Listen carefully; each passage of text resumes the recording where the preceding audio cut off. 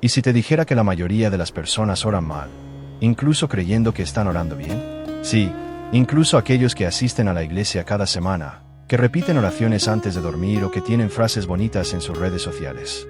Jesús no nos dejó un modelo de oración solo para inspirarnos, lo hizo para corregirnos. Porque hablar con Dios no es recitar frases aprendidas ni lanzar deseos al cielo esperando suerte.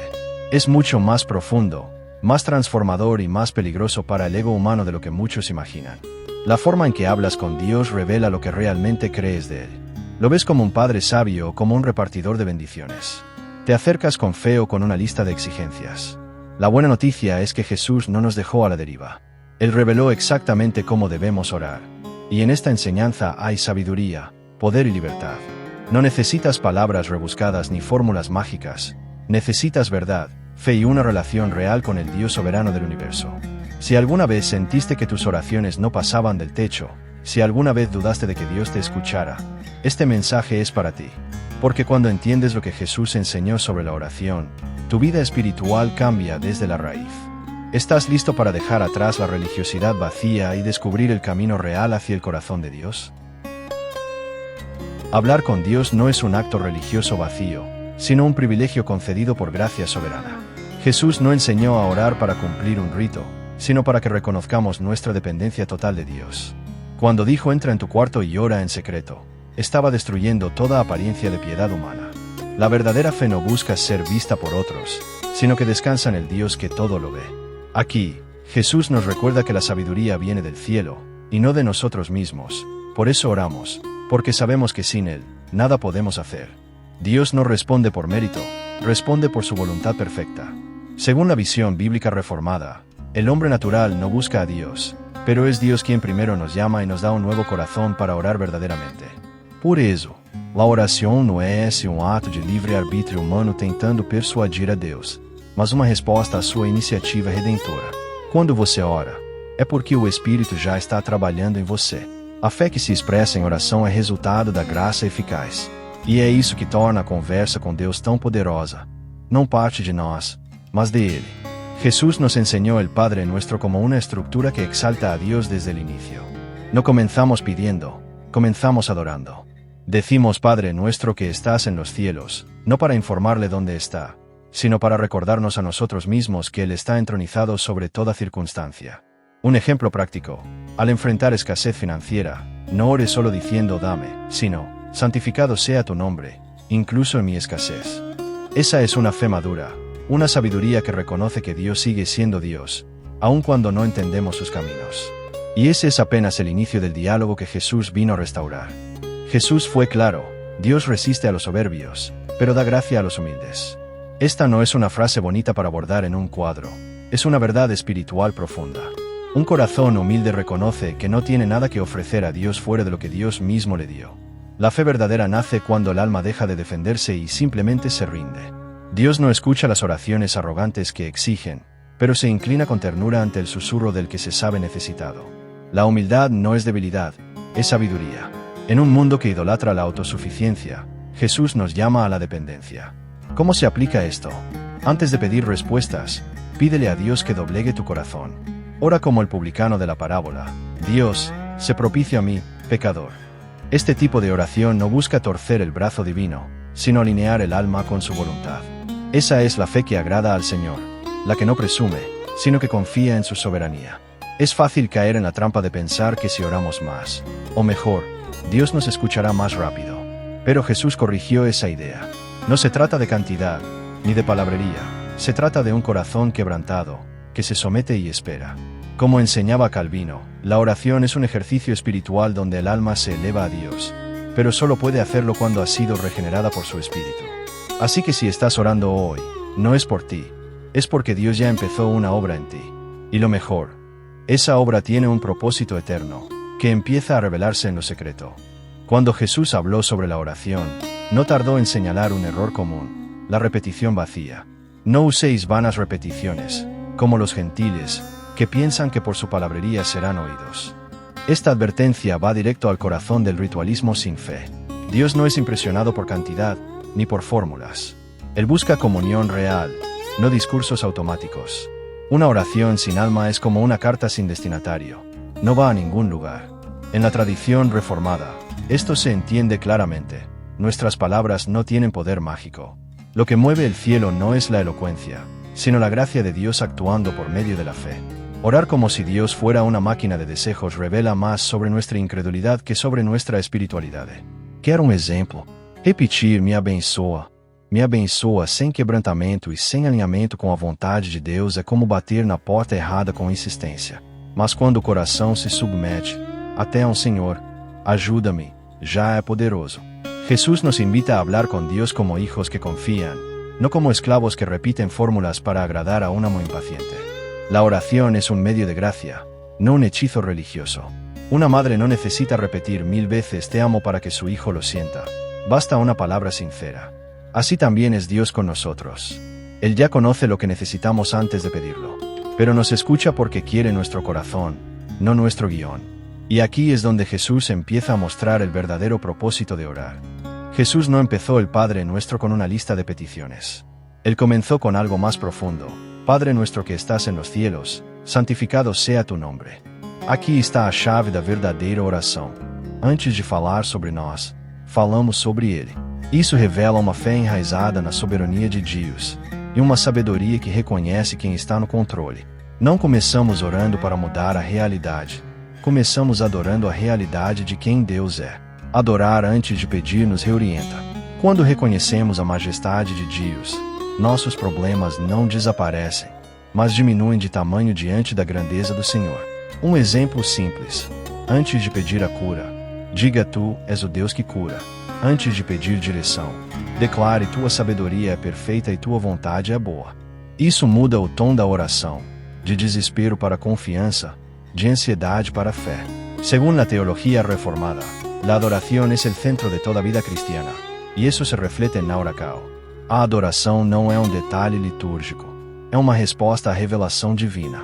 Adorar no início da oração alinha nossa mente e coração com o reino de Deus. Isso nos prepara para pedir não o que desejamos, mas o que glorifica a Ele. E é nesse espírito que passamos ao próximo passo que Jesus nos revelou. Um passo que transforma não só a oração, mas toda a vida. Uno de los momentos más desafiantes de la oración es cuando decimos, hágase tu voluntad, así en la tierra como en el cielo. Não é natural para o ser humano renunciar à própria vontade. Por isso, essa parte da oração exige fé madura e sabedoria espiritual. Jesus nos mostra que orar não é apenas pedir, mas alinhar o coração com os decretos eternos de Deus. Ele próprio orou assim no Getsemani, no se haga mi voluntad, sino la tuya. Isso não é resignação, é confiança. Someter nuestra voluntad não é sinônimo de passividade. É rendição activa. Significa que incluso quando não entendemos, confiamos. Por exemplo, alguém pode estar orando por uma porta de emprego que nunca se abre. Em vez de forçar a situação, o fiel diz, se essa não é tua vontade, fecha por completo, mas molda meu coração enquanto espero. Essa classe de fé não nasce del esforço humano, sino de la obra del Espíritu en nosotros. Y eso nos distingue. No oramos para controlar a Dios, oramos para ser transformados por Él. En la visión reformada, esta parte de la oración refleja nuestra completa dependencia del plan soberano de Dios. Sabemos que todo lo que Él hace es bueno, incluso si no lo vemos de inmediato. Por eso, cuando decimos hágase tu voluntad, no estamos perdiendo algo, estamos ganando paz. Y esa paz prepara el alma para confiar también en las provisiones diarias que vienen del cielo, las mismas que Jesús enseñó a pedir justo después. Danos hoy el pan nuestro de cada día. Com essa frase, Jesus nos ensina algo precioso. Viver pela fé é confiar em Deus até nas necessidades mais simples. Não se trata apenas de pão literal, embora isso também importe, mas de tudo o que sustenta a vida: força, trabalho, sabedoria, esperança. É uma sabedoria prática. Não oramos por um estoque eterno, oramos pelo suficiente para hoje. Isso nos mantém humildes e dependentes. En un mundo que idolatra el exceso y la previsión, Jesús nos lleva de vuelta ao essencial. Quantas vezes a ansiedade toma conta só porque queremos garantir o futuro com nossas próprias mãos? Mas a fé verdadeira diz: Senhor, o que eu preciso hoje vem de Ti. Pode ser uma resposta, um cliente, uma ideia, ou até mesmo um abraço. Deus cuida dos detalhes, e a sabedoria está em reconhecer que nada vem do acaso, tudo é providência. A perspectiva calvinista reforça isso com força. Todo sustento diário é um ato da bondade de Deus para com os seus. Até o fôlego que você tem agora é graça imerecida. Por isso, orar por esse pão não é sinal de fraqueza, é um exercício de humildade e fé. E uma vez que entendemos que tudo vem dele, também aprendemos a liberar perdão, da mesma maneira que recebemos. E é exatamente isso que Jesus nos conduz a fazer no passo seguinte. Quando Jesus dice, perdona nuestras deudas, como también nosotros perdonamos a nuestros deudores, está tocando a ferida mais profunda da alma humana, a dificuldade de liberar perdão. Mas o verdadeiro evangelho nos confronta. Como podemos pedir misericórdia a Deus enquanto negamos essa mesma graça ao próximo? A fé autêntica reconhece. Só podemos perdoar porque fomos perdoados primeiro. O perdão não nasce da vontade humana, mas do Espírito que opera no regenerado. El perdón, entonces, no es una opción emocional, es una evidencia de transformación. Imagina alguém que vive lembrando a Deus de suas falhas, mas mantém uma lista de ofensas alheias debaixo do braço. Isso não é sabedoria, é auto-engano. Quando você entende a profundidade do pecado que Deus perdoou em você, a ofensa do outro parece menor. Um exemplo prático: ao sentir raiva de alguém, ore assim: Senhor, lembra-me do quanto fui perdoado. Ensina-me a fazer o mesmo. Desde la perspectiva reformada, este perdón no depende de nuestra capacidad, sino de la obra de Dios en el corazón. É Ele quem remove a dureza, é Ele quem nos dá poder para amar o inimigo. E cada vez que perdoamos, testemunhamos a realidade de que a graça é mais forte que o pecado. E se já temos a graça que limpa o passado, também podemos confiar que Deus nos guardará no presente, especialmente das tentações que ameaçam nossa caminhada. E não nos metas em tentação, mas livra-nos del mal. Essa parte da oração revela algo crucial. Por nós mesmos, não resistimos. Jesus, em sua sabedoria divina, nos mostra que até para permanecer firmes, dependemos de Deus. A fé madura reconhece suas próprias fraquezas e busca proteção constante. Quem acha que está de pé, sem orar por livramento, já começou a cair. Só não percebeu ainda. Sabedoria é reconhecer. Sim, não podemos. A tentação não vem apenas em momentos óbvios. Muitas vezes, aparece disfarçada de boas intenções, oportunidades, ou até respostas de oração que não vieram de Deus. Por isso, precisamos pedir discernimento diariamente. Um exemplo prático: antes de tomar decisões importantes, como mudar de trabalho ou entrar num relacionamento, ore: se isso vai me afastar de ti, tira de mim, mesmo que eu queira muito. Essa oração dói, mas salva. Para os reformados, isso está ligado à doutrina da depravação total. O ser humano, sem a graça de Deus, é inclinado ao mal em todas as áreas. Por isso, não pedimos apenas forças, pedimos livramento. Confiamos que é o Espírito Santo quem nos sustenta. E cada vez que somos guardados da queda, glorificamos a fidelidade de Deus. Afinal, só estamos de pé por causa dele. E é por isso que a oração termina como começou, exaltando a glória e o domínio do nosso Rei eterno. Porque tuyo es el reino, el poder y la gloria, por todos los siglos. Amém. Jesus encerra a oração do modo mais elevado possível, reconhecendo que tudo vem de Deus e tudo é para Ele. Isso não é apenas uma formalidade espiritual, é uma declaração de fé, sabedoria e adoração profunda. No fim de tudo, a oração verdadeira nos leva de volta ao trono de Deus, onde entendemos que somos pequenos, mas cuidados por um Rei absoluto e amoroso. Quando reconhecemos que o reino é dele, deixamos de querer controlar tudo. Quando declaramos que o poder é dele, paramos de confiar nas nossas forças. E ao dizer que a glória é só dele, nosso coração encontra descanso. Um exemplo prático: ao final da oração, declare em voz alta essas palavras, mesmo que não sinta tudo ainda. Essa prática vai treinando sua fé, como alguém que exercita um músculo espiritual todos os dias. La perspectiva reformada abraza este final con fuerza. Dios es soberano, y todo lo que existe está bajo su dominio perfecto.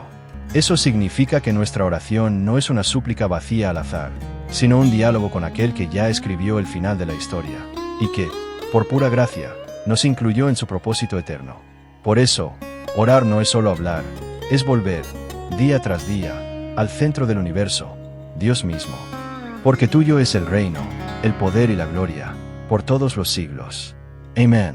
Jesus encerra a oração do modo mais elevado possível, reconhecendo que tudo vem de Deus e tudo é para Ele. Isso não é apenas uma formalidade espiritual, é uma declaração de fé, sabedoria e adoração profunda. No fim de tudo, a oração verdadeira nos leva de volta ao trono de Deus, onde entendemos que somos pequenos, mas cuidados por um Rei absoluto e amoroso. Quando reconhecemos que o reino é dele, deixamos de querer controlar tudo. Quando declaramos que o poder é dele, paramos de confiar nas nossas forças. E ao dizer que a glória é só dele, nosso coração encontra descanso. Um exemplo prático. Ao final da oração, declare em voz alta essas palavras, mesmo que não sinta tudo ainda. Essa prática vai treinando sua fé, como alguém que exercita um músculo espiritual todos os dias. La perspectiva reformada abraza este final con fuerza. Dios es soberano, y todo lo que existe está bajo su dominio perfecto. Eso significa que nuestra oración no es una súplica vacía al azar, sino un diálogo con aquel que ya escribió el final de la historia, y que, por pura gracia, nos incluyó en su propósito eterno. Por eso, orar no es solo hablar, es volver, día tras día, al centro del universo, Dios mismo.